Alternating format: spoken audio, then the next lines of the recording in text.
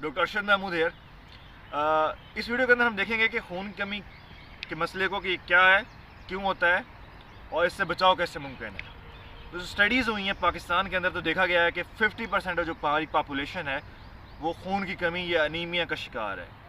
50% population का मतलब ये है कि हर 100 में से 50 बंदे जो हैं, हमारे 100 में से 50 बंदे अनीमिया या खून की कमी का शिकार हैं। और ख़ास तौर पर जो बच्चे हैं और प्रेग्नेंट फीमेल्स हैं इसका शिकार है।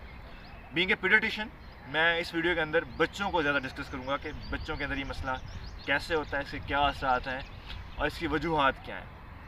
अगर हम असरात को देख लें तो जब बच्चे का खून कम होगा वो बच्चा सुस्त होगा, उस बच्चे की मेंटल कैपेसिटी हालांकि पूरी होगी लेकिन वो मेंटल कैपेसिटी को यूज़ नहीं कर पाएगा प्रॉपरली, पढ़ाई में पीछे होगा, सुस्त होगा, लेज़ी होगा।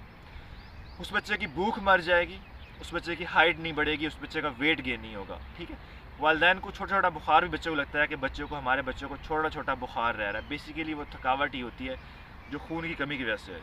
तो अनीमिया या खून की कमी बच्चे के ऊपर मुज़रत असरात मुरतब करती है और ये बच्चे के लिए बड़े नुकसानदेह हैं। जब खून बहुत ज़्यादा कम हो जाए तो फिर सीवियर फॉर्म में बच्चे का दिल जो उसको डबल काम करना पड़ता है, इवन इतना होता है कि वो दिल फूल के फेल हो जाता है। तो अनीमिया एक ख़तरनाक चीज़ है और ये बड़ी कॉमन है। इसकी वजूहात का आपको पता होना बहुत ज़रूरी है, क्योंकि अगर आपको वजूहात पता होंगी तो तभी आप इसका कोई हल निकाल पाएंगे। तो हम स्टार्ट करते हैं बच्चे का जब माँ के पेट के अंदर होता है वहीं से। अब होता क्या है कि हमारे यहाँ फ्रीक्वेंट प्रेगनेंसीज हो रही है, मतलब प्रेगनेंसी पे प्रेगनेंसी हो रही होती है, दरम्यान में कोई गैप नहीं होता। रिकमेंडेशन तो यही है कि एटलीस्ट 2 ईयर्स का गैप होना चाहिए दरम्यान में। अगर वह कंसेक्टिवली प्रेगनेंसीज कर रहे हैं, मदर की न्यूट्रिशन भी ठीक नहीं है, तो कमज़ोर माँ होगी, बच्चा भी कमज़ोर होगा, अनीमिक होगा। तो इम्पोर्टेंट मैसेज यहाँ पे ये है कि एटलीस्ट 2 ईयर का गैप रखें और माँ की न्यूट्रिशन अच्छी हो, माँ को फोलिक एसिड सप्लीमेंट कराएं, माँ को आयरन सप्लीमेंट कराएं, माँ की एचबी ठीक होनी चाहिए ड्यूरिंग प्रेगनेंसी। बर्थ के बाद क्या गलती होती है कि बच्चे को जो है माँ के दूध के अलावा बाकी दूध लगा दी जाते हैं, इसमें गाय का दूध शामिल है। उस दूध के अंदर भी पानी डाल दिया जाता है और दूध भी बाज़ार से लिया जाता है। तो आप खुद ही सोच लें कि बच्चे को क्या एनर्जी जा रही होती है, उस बच्चे का खून ही कम होना है या क्या होना है। फिर इवन कुछ बच्चे जो है बर्थ के बाद माँ के दूध पे ऊपर होते हुए भी अनीमिया का शिकार हो जाते हैं। उसकी वजह होती है कि माँ की अपनी न्यूट्रिशन कोई नहीं है, माँ की अपनी एचबी कम है, माँ को अपनी फोलिक एसिड डेफिशिएंसी है, माँ को आयरन की डेफिशिएंसी है। तो जब माँ के अंदर डेफिशिएंसीज होगी, चाहे वो उसको 2 साल भी अपना दूध पिला ले, बच्चे का खून नहीं बढ़ेगा। तो इंपॉर्टेंट मैसेज यहाँ पे ये है कि बच्चे को गाय का दूध नहीं पिलाना, बच्चे को माँ का दूध पिलाना है, साथ में माँ की ग़िज़ाइयत पे भी तवज्जो देनी है। नेक्स्ट आ जाते हैं, जब बच्चा 6 माह का होता है फिर क्या किया जाता है। फिर बच्चों को ठोस ग़िज़ा स्टार्ट नहीं की जाती, ठोस ग़िज़ा करने में लेट कर दिया जाता है। 6 माह तक तो माँ का दूध बच्चे की एचबी को मेंटेन, बच्चे की ग़िज़ाई ज़रूरियात को पूरा कर सकता है। लेकिन 6 माह के बाद अगर आप एक हेल्दी माँ का दूध भी बच्चों को दे रहे हैं और ठोस ग़िज़ा शुरू नहीं करा रहे तो बच्चा 100% अनीमिक होगा। तो यहाँ पे क्या होता है, एक तो ठोस ग़िज़ा शुरू नहीं कराई जाती, फिर कुछ माँ शुरू करा भी देती हैं तो वो बड़ी लिमिटेड सी देती हैं।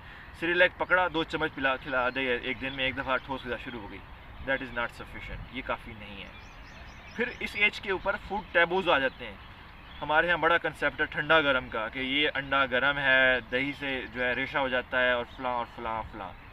तो ये फूड टैबूज भी इस एज पे बड़ा इफ़ेक्ट करते हैं। तो यहाँ मैसेज क्या है कि आपने बच्चों को 6 माह पे ठोस ग़िज़ा शुरू करनी है।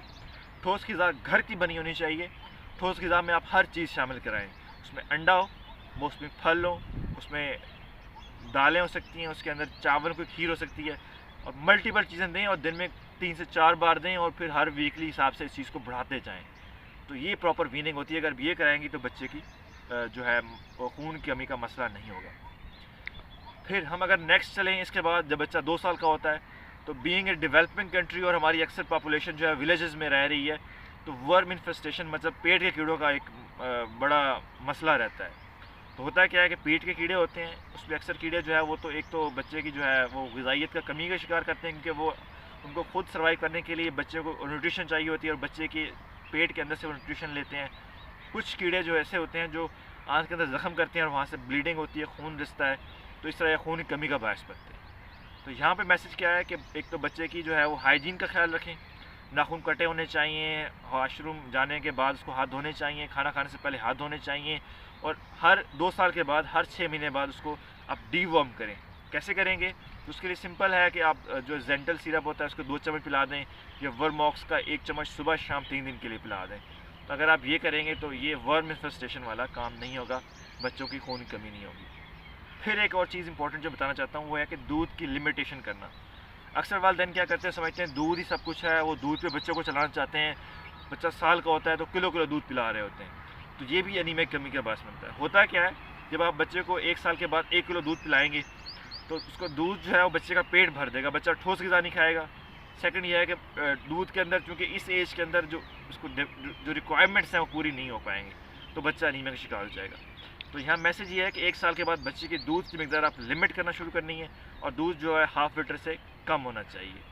तो ये कुछ इसको मैं रिवाइज़ कर देता हूँ। माँ, सबसे पहली चीज़ ये है कि बच्चे की माँ की जो प्रेगनेंसीज़ हैं उसके अंदर 2 साल का गैप होना चाहिए। माँ की डाइट अच्छी हो, माँ को फोलिक एसिड, आयरन दें। बच्चों को सिर्फ माँ का दूध दें और माँ की डाइट अच्छी होनी चाहिए। बच्चों को 6 माह पे मुकम्मल ठोस ग़िज़ा शुरू करवाएं, और ठोस ग़िज़ा के अंदर हर चीज़ शामिल हो। 2 साल के बाद बच्चे को हर 6 माह के बाद डीवॉर्म करें।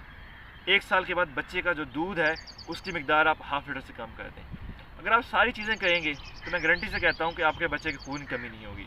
अगर होगी तो वो कोई और बीमारी हो सकती है, लेकिन अमूमन बच्चे को खून की कमी नहीं होगी इंशाअल्लाह। दूसरों को भी ये मैसेज दें ताकि सबका भला हो इसमें, और आगाही को फैलाते रहें। Thank you.